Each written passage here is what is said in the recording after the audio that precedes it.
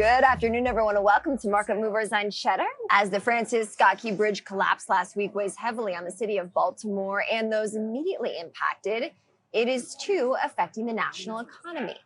So joining me now to give us a better understanding is an expert on maritime investigations, U.S. Merchant Marine Vessel Captain Captain Klaus Luhta. Captain, thank you so much for joining. My pleasure. Thanks for having me. We're happy to have you. Well, the governor of Maryland, Wes Moore, said just yesterday that this incident is a national economic catastrophe. Do you agree? Without a doubt, when you look just at the initial level of economic impact that's facing the Baltimore area, the region, just generally, you look at the ship traffic that's been restricted. Ships are no longer coming in and out of the port. This port is the largest port for rolling stock in America. So that means if you are waiting on a vehicle from Volvo or Mercedes or BMW or some other European port, you're not going to be getting that vehicle for some time. That impacts consumers, that impacts dealerships, and those are just automobiles. Mm-hmm. There's just a massive number of agricultural stock that comes through there, so farmers are impacted, so that industry is impacted as well. And then not to mention all the other container goods that come in and out of the port. Mm-hmm. So at least just to follow up on the economic point for now, Captain, what should Americans expect at home? Should they expect higher prices and longer wait times? Yeah, it depends on what goods you're receiving. With the containerized cargo, those cargoes can be diverted to New York or Norfolk or some other East Coast port. It might add mileage to the transit, which will increase potential costs if you're sending it over the road further. So you could potentially see some delays. You could see some increased costs. Hopefully the system is able to absorb that, but the longer this goes on, the greater the problem becomes. And why is this particular area around the Port of Baltimore so key for cargo ships coming in and out? Well, merchant cargo ships continue to get larger and larger, which means they need deeper channels to be able to maneuver into the ports. And Baltimore is one of three large deep channel ports that accommodate these large vessels. So when you're sending massive ships in with large numbers of containers, you need the port channel to be able to accommodate that vessel traffic. Baltimore is one of those ports. So now those ships are going to have to be diverted to a port like New York, like Norfolk. Savannah is actively digging their channel deeper, so they'll be able to accommodate, but it probably won't happen very quickly. Is there a way to quantify just how expensive this maritime insurance claim will be on a historical basis? I don't know how you do that. I think it's going to be one of those things that we look back on 10 years from now and it becomes a case study in logistics and insurance claims. Mm-hmm. You know, if you think about one container, and let's say it's a container load of jeans coming from some company in Europe, there's a shipper on the other end that's waiting for their revenue from whoever they're shipping to. There's the company that owns the container. Potentially, there's a company that leases the container. There's a broker that has facilitated that cargo being loaded. There's the shipping company itself. There's another company that's leasing the ship. There's the port that's loading the containers on and off. Then there's a truck that transits the container to wherever its ultimate destination is.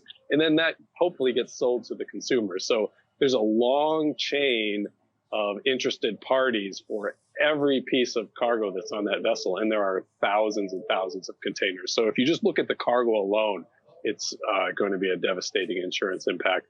Not to mention the bridge, not to mention the loss of life, not to mention the regional impact economically. So there are a lot of interested parties. Captain, obviously you have a very deep knowledge base about this, and so I want to tap a little bit further into that. Do you think that there's any way that this could have been prevented? Well, it's always easy to look back and do the Monday morning quarterbacking and say we could have done this differently, we could have done that differently. I think, you know, there are some deep water ports around the world that have escort tugboats, so powerful tug vessels that are leading ahead of a vessel that's transiting an area like the Key Bridge. You know, if you had one of those, possibly they could have helped divert the course of the vessel so that the damage wasn't as severe, and maybe in some cases arrest the forward momentum of this massive heavy ship. That's something that people are starting to point to now, and you may see that happening more and more in the future. That's one instance, but ultimately you're at the mercy of the mechanics of the ship and the external environment. And unfortunately, we see the catastrophe that occurred because of mechanical error. Mm-hmm. Do you think that the Mayday call from the ship was the right thing to do and that the proper measures were taken to try to save as many lives as possible? Yes, without a doubt. When you look at the NTSB's timeline for the Mayday call and for the response time for the bridge personnel cutting off traffic, absolutely it was the right thing to do. And those emergency activities were executed in a timely fashion. The ship pilots on board that vessel are the most highly trained vessel handlers in the world. And from all indications, they did everything in their power to do the right thing. Same with the vessel crews. They're all very highly trained. And, unfortunately, this is just a one-off instance of just extreme proportions that nobody could have predicted. And to that end, the infrastructure of the bridge, does that play a role here? There's been such conversation, Captain, around the need to improve the infrastructure of many bridges around the country. Thousands of them is the latest quote that I saw. But would stronger infrastructure on this bridge have made a difference? I was on a panel recently with a bridge engineer. I personally don't know anything about bridge construction, but this engineer indicated that this particular bridge was constructed in such a way that if there was one area compromised, the entire bridge would collapse the way that we saw, sort of in an accordion fashion. I have a hard time understanding how we could allow a piece of infrastructure that had such significant vulnerability. But again, I'm not a bridge engineer.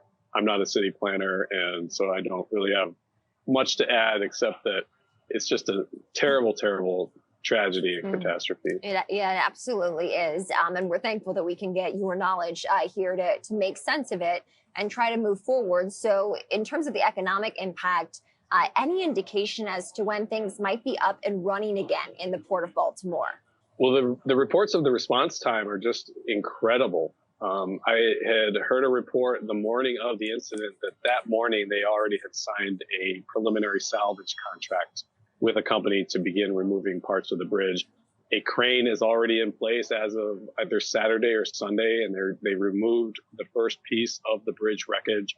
And that's really what you need to do. You need to open that channel up to vessel traffic to be able to restore the viability of the port. There are over 8,000 port workers that are instantly out of work and out of business and waiting for that channel to open back up so that they can feed their families and pay their rent and mortgages. And so the sooner that they can get that done, I think we'll be back on reasonable footing for the Port of Baltimore and for the region.